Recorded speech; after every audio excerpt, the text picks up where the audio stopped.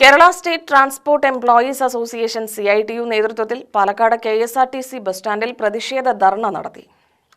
കേന്ദ്ര സർക്കാരിന്റെ തൊഴിലാളി വിരുദ്ധ ജനവിരുദ്ധ നയങ്ങൾക്കെതിരെയാണ് ധർണാ സമരം സംഘടിപ്പിച്ചത്. CITU സംസ്ഥാന കമ്മിറ്റി അംഗം M. ഹംസ ഉദ്ഘാടനം ചെയ്തു.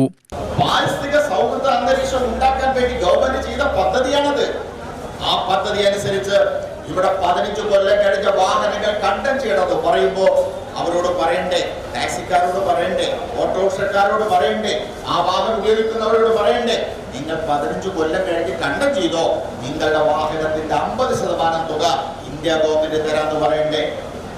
അല്ലെങ്കിൽ ഐക്യരാഷ്ട്രസഭയുടെ പിന്തുണയോടുകൂടിയുള്ള കാർബൺ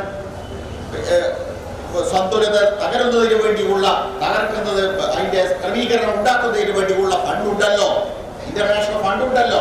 ആ ഫണ്ട് നമുക്ക് ടാപ്പ് ചെയ്തെടുത്ത് ആ ഫണ്ടിൽ നിന്ന് നമ്മൾ 50% നിങ്ങൾക്ക് ഓട്ടോറിക്ഷ മാറ്റുമ്പോ, കാറ് മാറ്റുമ്പോ, KSRTC മാറ്റുമ്പോ, KSRTC 15 കൊല്ലം കഴിഞ്ഞ KSRTC ബസ്സുകളുണ്ട്.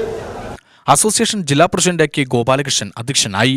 PS. Mahesh, TPK. Sumathi, MC. Krishnakumar, P. Satheesan എന്നിവർ പ്രസംഗിച്ചു.